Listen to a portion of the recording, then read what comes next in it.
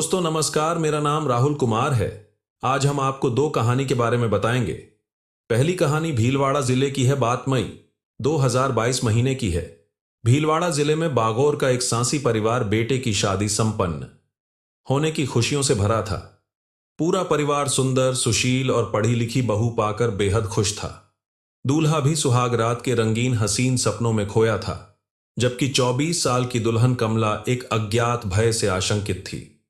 आशंका उसके समाज की एक पारंपरिक कुकड़ी प्रथा को लेकर थी। उस बारे में उसने अपने रिश्तेदारों और दोस्तों से थोड़ा बहुत सुन रखा था। उसे ससुराल में उसी सैकड़ों साल पुरानी प्रथा का सामना करना था। दुल्हन कमला 11 मई को अपनी ससुराल पहुंच गई थी। उसका पारंपरिक स्वागत किया गया। परिवार में सभी बहुत खुश थे। कुछ बुजुर्ग औरतें कमला की बलाएं लेती हुई उसे एक कमरे में ले गईं। उनमें उसकी सास, बुआ सास और चचिया सास थी। उन्होंने सबसे पहले दुल्हन को हिदायत दी कि वह तब तक घर के दूसरे हिस्से में कहीं नहीं जाएगी जब तक कुकड़ी पूरी नहीं हो जाती। कमला को कमरे में लगे बेड पर बिठा दिया गया। उस पर झक सफेद चादर बिछाई गई थी। एक औरत उसके हाथ में सफेद धागे से लिपटी रुई का एक छोटा गोला पकड़ाती हुई बोली, इसे संभाल कर रखना। जब सुहागरात खत्म हो जाए तब इस पर अपनी योनि का खून लगा लेना और फिर वह गोला हमें उसी वक्त वापस कर देना, वरना। दूसरी औरत बोली और इस पर बाकी औरतें खिलखिलाकर हंस पड़ीं। तुम्हें कैसे क्या करना है, भाभी समझा देगी, कमला की सास बोली और उसकी भाभी को इशारा कर आदेश दिया कि इसे अच्छी तरह से नहला धुला कर पहले कुछ खाना खिला दे। फिर एक को छोड़कर बाकी औरतें वहां से चली गईं जो उसकी भाभी लगती थीं। असल में कमला को कुकड़ी यानी अपने कुंवारेपन की जांच देनी थी।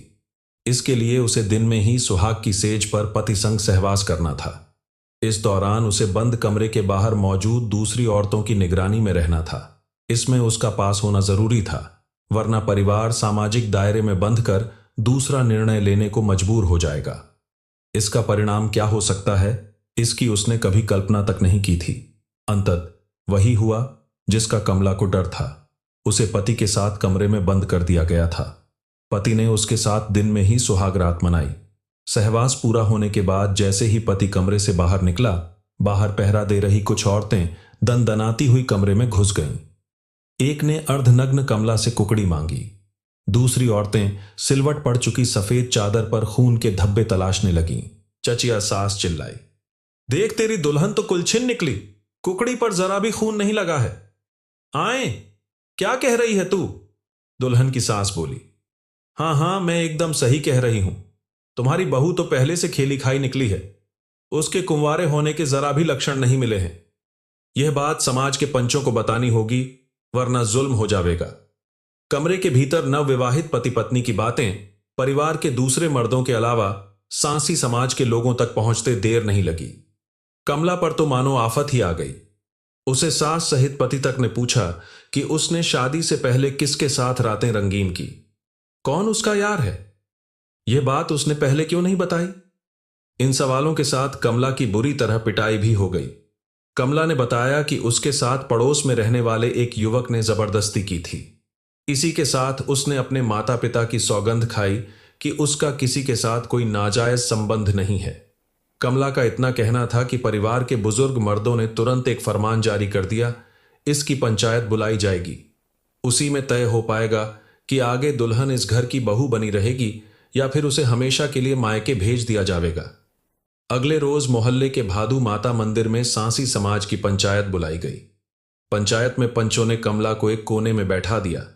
उससे सिर्फ हां या ना में जवाब देने को कहा गया। फिर पंचों के सवालों का जो सिलसिला शुरू हुआ वह काफी शर्मसार करने वाला था। तुम्हारे साथ पति ने सेक्स किया? हां, कमला सिर हिलाती हुए धीमे से बोली। तुम्हारी योनि से खून निकला? एक पंच ने पूछा। नहीं, कमला नीची निगाहें किए हुए ही बोली। पति के लिंग पर खून लगा था। नहीं, क्यों नहीं था खून इस पर? कमला ने कुछ भी जवाब नहीं दिया।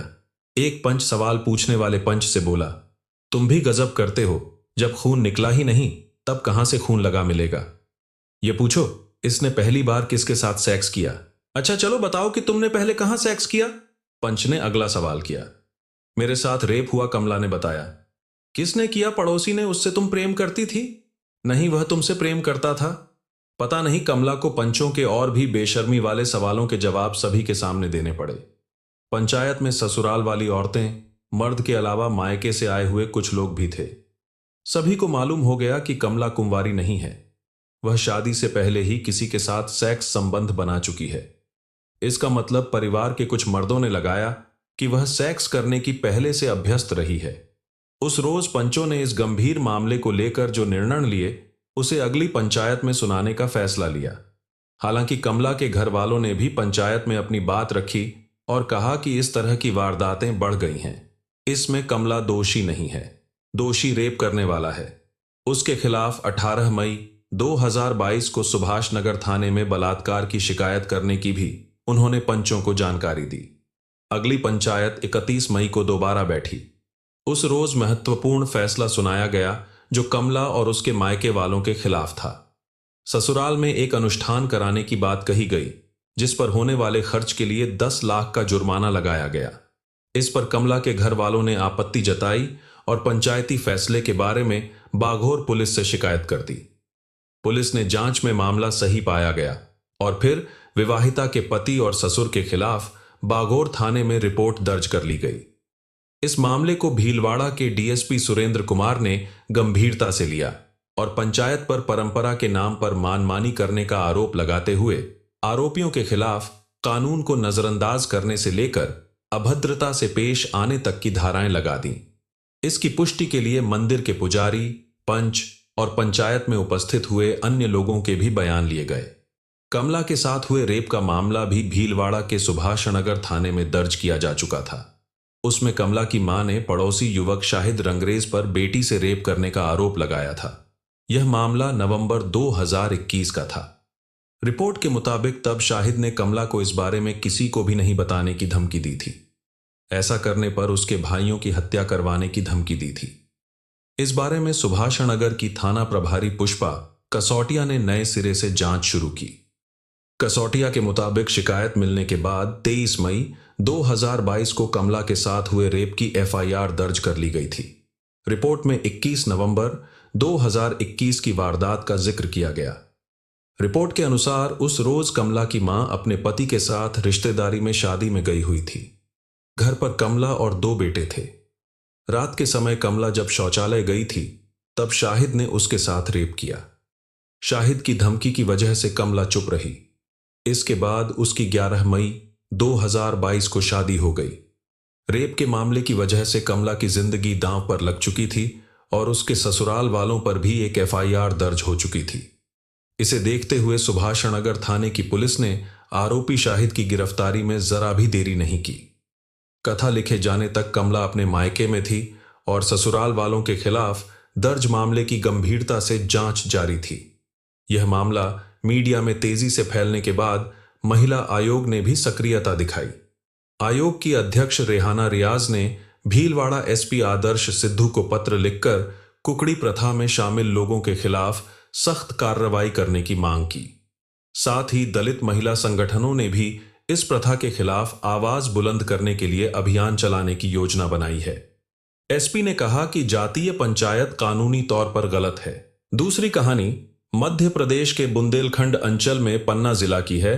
मुख्यालय से करीब 10 किलोमीटर की दूरी पर बड़खेरा गांव के पुरुषोत्तम की शादी की उम्र निकल चुकी थी। वह 33 साल का हो गया था। उसके पिता पंडित सुक्कन पटेरिया उसकी शादी को लेकर बहुत चिंतित थे। वह खेती बाड़ी का काम करते थे। चिंता का एक कारण और था कि बड़े बेटे पुरुषोत्तम की शादी नहीं हो पाने के कारण उससे छोटे 2 भाइयों की उम्र भी निकलती जा रही थी। पुरुषोत्तम के लिए उसकी मां और पिता दोनों ही बहुत परेशान रहते थे। वे रिश्तेदारों की मदद से पुरुषोत्तम के लिए लड़की तलाश कर थक चुके थे। इस वजह से पुरुषोत्तम भी मानसिक तनाव में रहने लगा था। उसकी शादी नहीं हो पाने का एक कारण उसकी पढ़ाई भी थी। वह कुल 10वीं जमात तक ही पढ़ा था, इसलिए उसे कोई लड़की ब्याहने को तैयार नहीं था। लॉकडाउन से पहले मार्च 2020 की बात है। पुरुषोत्तम टीकमगढ़ जिले के टीला गांव में एक रिश्तेदार के यहां गया था। वहीं उसकी मुलाकात गांव के मुन्ना तिवारी से हुई। उसने बातचीत के दौरान मुन्ना तिवारी से कहा, तिवारी जी, मेरे पिताजी मेरी शादी को लेकर परेशान रहते हैं। आपकी नजर में कोई लड़की इधर हो तो बताइए। मुन्ना तिवारी ने छूटते ही कहा, क्यों नहीं भाई, लगता है तुम्हारी मुराद पूरी हो गई है। देखो, मेरी एक रिश्तेदारी में भी 30 साल की युवती पूजा कुंवारी बैठी है। तुम कहो तो मैं बात उससे करूं। अरे तिवारी जी, इसमें पूछने की क्या बात है? आज ही बात करो ना उसके पिता से। पुरुषोत्तम चहकते हुए बोला। उसके पिता अब इस दुनिया में नहीं हैं। इसी वजह से तो उसकी शादी नहीं हो पा रही है। मैं देखता हूं, अगर तुम्हारी बात बन जाए तो अच्छा रहेगा, मुन्ना तिवारी ने कहा। उसकी मां से बात कर लो ना, पुरुषोत्तम ने सुझाव दिया। नहीं, उनसे डायरेक्ट बात करना सही नहीं होगा। पहले किसी नजदीकी रिश्तेदार से उन तक बात पहुंचानी होगी, तुम्हारे बारे में चर्चा करवानी होगी। अब देखना है कि कौन रिश्तेदार उनके सामने तुम्हारे और परिवार के बारे में तारीफ के पुल बांध सके, तिवारी ने समझाया। जैसा तुम उचित समझो, लेकिन जो भी करो जल्दी करो, पुरुषोत्तम उम्मीद के साथ बोला। ठीक है, होली के बाद देखता हूं, वह बोला। जैसा मुन्ना तिवारी ने कहा था वैसा ही किया। होली के दूसरे दिन ही वह पूजा और उसकी बहन भागवती मिश्रा को लेकर सुक्कन पटेरिया के घर पहुंच गया। पुरुषोत्तम को आश्चर्य हुआ कि जिस युवती से उसकी शादी की बात चलने वाली है वह भी साथ आई थी। उसने तिवारी की ओर आश्चर्य से देखा। तिवारी ने मुस्कुराते हुए कहा, शुभ काम में देरी नहीं करनी चाहिए। चाय नाश्ते के बाद युवती को एक साथ बैठा दिया गया। उन्होंने एक दूसरे को सरसरी निगाह से देखा परखा। पुरुषोत्तम को गोरी तीखे नाकनक्श वाली पूजा पहली ही नजर में भा गई। पूजा की बहन भागवती ने भी पुरुषोत्तम को पसंद कर लिया। पूजा ने भी अपनी पसंद बहन को बताकर अपनी रजामंदी दे दी। दूसरी तरफ अपने बेटे की शादी का सपना संजोए सुक्कन की पत्नी ने घर आए मेहमानों का खूब स्वागत सत्कार किया। उसने मेहमानों के लिए तरह तरह के पकवान बनाकर परोसे। सुक्कन की पत्नी खुशी के मारे फूली नहीं समा रही थी। उसने पति से होने वाली बहू को शगुन देकर जल्दी से रिश्ता तय कर लेने को कहा। फिर पति पत्नी ने शगुन के तौर पर पूजा की गोद में नारियल, कपड़े, फल और मिठाई भेंट कर दिए।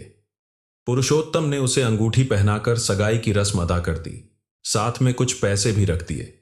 सगाई की रस्म पूरा होने से पहले ही मुन्ना तिवारी ने पंडित सुक्कन पटेरिया को साफ तौर पर बता दिया था कि पूजा के पिता जीवित नहीं हैं। उसके घर की माली हालत भी ठीक नहीं है, इसलिए शादी का खर्चा उन्हें ही उठाना पड़ेगा। सुक्कन लड़की वालों की हर शर्त मानने तैयार हो गया। सगाई होते ही पुरुषोत्तम शादी के हसीन सपने संजोने लगा। जब से उसने पूजा को देखा था तभी से उसके मन में खुशियों के लड्डू फूटने लगे थे और वह उसके साथ जीवन की शुरुआत करने की योजनाएं बनाने लगा था। रात को सोते समय पुरुषोत्तम अपनी होने वाली सुहागरात की कल्पना करके खुश हो रहा था। फिल्मों की तरह उसे भी सपने में सुहागरात में गुलाब की पंखुड़ियों से सजी सेज पर बैठी लजाती शर्माती पूजा नजर आने लगी थी। इंतजार की घड़ी और निकट आ गई, लेकिन यह क्या, अचानक कोरोना वायरस के कहर ने सभी को घरों में बंद कर दिया। सरकार ने लॉकडाउन लगा दिया। पुरुषोत्तम एक बार फिर निराश हो गया। वह अपनी किस्मत को दोष देने लगा। खैर, उसे अनलॉक की प्रक्रिया शुरू होने तक इंतजार करना पड़ा, जिसकी शुरुआत मई 2020 में हुई। प्रशासन की तरफ से शादी विवाह के सार्वजनिक व सामूहिक कार्यक्रमों में सीमित संख्या में लोगों के शामिल होने की अनुमति थी। दोनों पक्षों की आपसी सहमति के बाद 29 मई 2020 को शादी की तारीख तय हो गई। इसी में यह भी तय हुआ कि कम से कम मेहमानों को बुलाया जाएगा। पूजा और उसकी बहन भागवती 28 मई को आशा दीक्षित के घर बड़खेरा गांव आ गए। आशा पुरुषोत्तम की बुआ थी। वहीं 29 मई को 10 से 12 लोगों की मौजूदगी में सामाजिक रीति रिवाज के अनुसार पुरुषोत्तम और पूजा का विवाह संपन्न हो गया। सुक्कन पटेरिया ने अपनी बहू के लिए सोने चांदी के जेवर दिए। विवाह के दूसरे दिन पूजा के साथ आई उसकी बहन भागवती ने अपनी गरीबी का हवाला देकर पुरुषोत्तम के पिता सुक्कन से 60,000 रुपए मांगे। सुक्कन पटेरिया ने यह सोचकर सहज भाव से रुपए दे दिए कि होने वाली बहू के परिवार की मदद करने में क्या बुराई है। पुरुषोत्तम की मां ने नई नवेली दुल्हन का स्वागत पारिवारिक और सामाजिक रीति रिवाज के साथ किया। घर में शादी के बाद की सारी रस्में चलती रहीं। पुरुषोत्तम को अपनी सुहागरात का बेसब्री से इंतजार था। रात होते ही मेहमानों के सो जाने के बाद उसने फिल्मी अंदाज में अपने फूलों से सजे कमरे में प्रवेश किया। सुहाग सेज पर बैठी दुल्हन का घूंघट हटाकर उसके हुस्न के तारीफों के पुल बांध दिए। किंतु अपने प्रेम प्रदर्शन के दौरान पुरुषोत्तम ने महसूस किया कि पूजा उसके प्रति रोमांचित नहीं थी। वह उसकी तरह उमंग में नहीं थी, हालांकि पुरुषोत्तम ने यह सोचकर पूजा के इस व्यवहार पर कोई ध्यान नहीं दिया कि शायद ऐसा शादी में थकान की वजह से हो। इसी तरह से लगातार 5 दिन निकल गए, लेकिन पूजा के रुख में बदलाव नहीं दिखा। उसके सुस्त और नीरस व्यवहार ने पुरुषोत्तम को आहत कर दिया था। शादी के बाद 6वीं रात पुरुषोत्तम पूजा की बेरुखी से परेशान होकर चुपचाप सो गया। सुबह 5 बजे जैसे ही उसकी नींद खुली तो पाया कि पूजा बिस्तर पर नहीं है। कुछ देर तक उसका इंतजार किया। नहीं आने पर घर के दूसरे कमरे, बरामदे आदि के बाद बाथरूम में तलाश किया, लेकिन पूजा कहीं नहीं मिली। उसके बाद बदहवास कमरे में आकर बिछावन पर बैठ गया। जल्दी ही बेचैनी की स्थिति में कमरे से निकलकर बाहर आया। इस बीच उसकी मां जाग चुकी थी। उसने मां से पूछा, मां पूजा कहाँ है? मां ने आश्चर्य से पूछा, क्यों कमरे में नहीं है? क्या बाथरूम में होगी? जब पुरुषोत्तम ने अपनी मां को बताया कि पूजा घर में कहीं नहीं है, तब मां बेटे ने कमरे में जाकर देखा तो पाया कि पूजा का बैग और सूटकेस भी कमरे में नहीं था। उन्हें समझते देर नहीं लगी कि पूजा उसके जेवरात और नकदी लेकर फरार हो चुकी है। अचानक उनके दिमाग में लुटेरी दुल्हन की कहानी कौंध गई। दुल्हन के गायब होने की खबर जंगल की आग की तरह फैल गई। गांव में इस तरह की यह पहली घटना थी। पुरुषोत्तम और उसके घर वालों की बदनामी होने लगी। पुरुषोत्तम को समझ आ गया था कि उसके साथ शादी के नाम पर ठगी हुई है। सुक्कन के परिवार ने मान लिया था कि वे लुटेरी दुल्हन गैंग के शिकार हो चुके हैं, परंतु लोकलाज के चलते चुप रहे। उन्होंने सोचा कि गांव में जब यह बात फैलेगी तो कोई इस परिवार को लड़की नहीं ब्याहेगा। वे पुलिस और अदालती चक्कर में नहीं पड़ना चाहते थे, इसलिए चुपचाप नुकसान और अपमान का घूंट पीकर रह गए। पुलिस में शिकायत नहीं करने की यही गलती आगे चलकर पूरे परिवार की परेशानी का सबब बन गई। आए दिन लुटेरी गैंग की तरफ से पुरुषोत्तम और उसके घर वालों से रुपयों की मांग होने लगी। तभी उन्हें मालूम हुआ कि भागवती ही गैंग की सरगना है। वह पुरुषोत्तम को फोन कर धमकाते हुए बार बार रुपए की मांग करने लगी। वह हमेशा परिवार को दहेज मांगने के जुर्म में केस करने की धमकी देने लगी। रोज रोज की इन धमकियों से तंग आकर पुरुषोत्तम 20 जून को गांव के सरपंच धीरेन्द्र बाजपेयी को साथ लेकर पन्ना के कोतवाली थाने गया। टीआई अरुण कुमार सोनी को पूरी बात बताई और इस साजिश की रिपोर्ट लिखाई। थाना प्रभारी अरुण कुमार सोनी ने शादी के नाम पर ठगी करने वाली घटना की सूचना अपने वरिष्ठ अधिकारियों को दी। पन्ना जिले के एसपी धर्मराज मीणा ने इस घटना को गंभीरता से लिया और तत्काल आरोपियों की गिरफ्तारी के निर्देश दिए। कारण पिछले 1 साल के दौरान पन्ना में झूठी शादी रचाने के नाम पर ठगी की कई घटनाएं हो चुकी थीं। इसका पर्दाफाश करना किसी चुनौती से कम नहीं था। धर्मराज मीणा ने टीआई अरुण कुमार सोनी और एसआई सोनम शर्मा के साथ एक विशेष टीम का गठन कर लुटेरी दुल्हन गैंग का पर्दाफाश करने की जिम्मेदारी सौंप दी। पुलिस टीम ने अपने मुखबिरों को भी सक्रिय कर दिया। 23 जून 2021 को पुलिस को एक मुखबिर के जरिए सूचना मिली कि धाम मोहल्ला के एक मकान में कुछ लोग रुके हुए हैं। उनके बीच चोरी के माल के बंटवारे को लेकर विवाद चल रहा है। तत्काल पुलिस टीम ने धाम मोहल्ला में मुखबिर के बताए मकान में दबिश दी। वहां से 6 पुरुष और 2 महिलाओं को संदेह के आधार पर दबोच लिया गया। थाने लाकर जब उनसे पूछताछ की तो पता चला कि वे मध्य प्रदेश और उत्तर प्रदेश के लोग हैं और वह लुटेरी दुल्हन के गैंग के हैं। उन्होंने यह भी बताया कि वे भोले भाले लोगों के घर में शादी रचाकर पहले उनका विश्वास जीतते हैं, फिर पैसे गहनों का पता चलने पर मौका पाकर भाग जाते हैं। पकड़ी गई महिलाओं से पूछताछ में यह भी पता चला कि वह लुटेरी दुल्हन बनकर कई घटनाओं को सफलतापूर्वक अंजाम दे चुकी है। पुलिस पूछताछ में जो कहानी सामने आई उसे सुनकर भ्रष्टाचार के वैसे कारनामे का भी खुलासा हुआ जिसे सरकार काफी सुरक्षित मानती आई है, जैसे आधार कार्ड का बनाया जाना। यह जानकर पुलिस टीम भी हैरान रह गई। गिरोह की मुख्य सरगना छतरपुर के बिल्हा गांव की भागवती ठाकुर उर्फ भग्गो थी, जो बार बार अपना सरनेम बदल लेती थी। लॉकडाउन के पहले सभी रीवा में किराए के मकान में रहते थे। वहीं से भागवती के गिरोह के लोग मध्य प्रदेश और उत्तर प्रदेश के आसपास के जिलों में चोरियां करते थे। चोरी की घटनाओं को अंजाम देने के बाद उसके मन में शादी करके भाग जाने का आइडिया आया। भागवती ने जिस पूजा नाम की युवती का रिश्ता पुरुषोत्तम से करवाया था, उसका वास्तविक नाम इंदिरा यादव निकला। पुरुषोत्तम को अपने जाल में फांसने के लिए उसने इंदिरा को पूजा तिवारी के रूप में पेश किया था। भागवती के बनाए प्लान के मुताबिक वह शादी के 5 दिन बाद जेवरात और नकदी लेकर घर से भाग गई थी। 30 साल की पूजा उर्फ इंदिरा यादव उत्तर प्रदेश के झांसी के रहने वाले स्वामी यादव की बेटी है। वह ऐसी 4 शादियां कर चुकी थीं जो समाज परिवार की निगाह में मान्य थीं, लेकिन वह उसके लिए महज एक ढोंग ही था।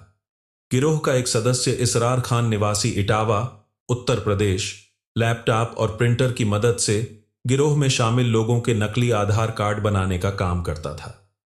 ये लोग शादी के लिए रिश्ता तय करते समय रिश्ते के हिसाब से अपनी जाति और नाम बदल लेते थे। आधार कार्ड में फोटो व नाम पता देखकर किसी को इन पर शक भी नहीं होता था। उन्होंने 2015 में आई एक फिल्म डॉली की डोली से प्रेरणा ली थी। फिल्म असली अंदाज में डॉली झूठी शादियां रचाती है। शादी की रात ही लड़के और उसके परिवार की कीमती चीजों को चुराकर भाग जाती है। पन्ना पुलिस ने जिन लुटेरी दुल्हनों को पकड़ा था, वे भी झूठी शादी रचाकर कुछ दिनों तक घर में रहती थीं और फिर मौका पाकर कीमती सामान लेकर रफू चक्कर हो जाती थीं।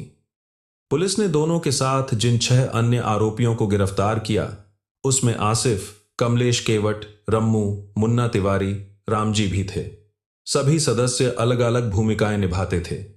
पुलिस ने उनके कब्जे से एक तमंचा, एक जीवित कारतूस, 5 किलोग्राम चांदी और करीब 160 ग्राम सोने के जेवरात, फर्जी आधार कार्ड, एक लैपटॉप, एक प्रिंटर सहित करीब 14,25,000 रुपए का माल बरामद किया।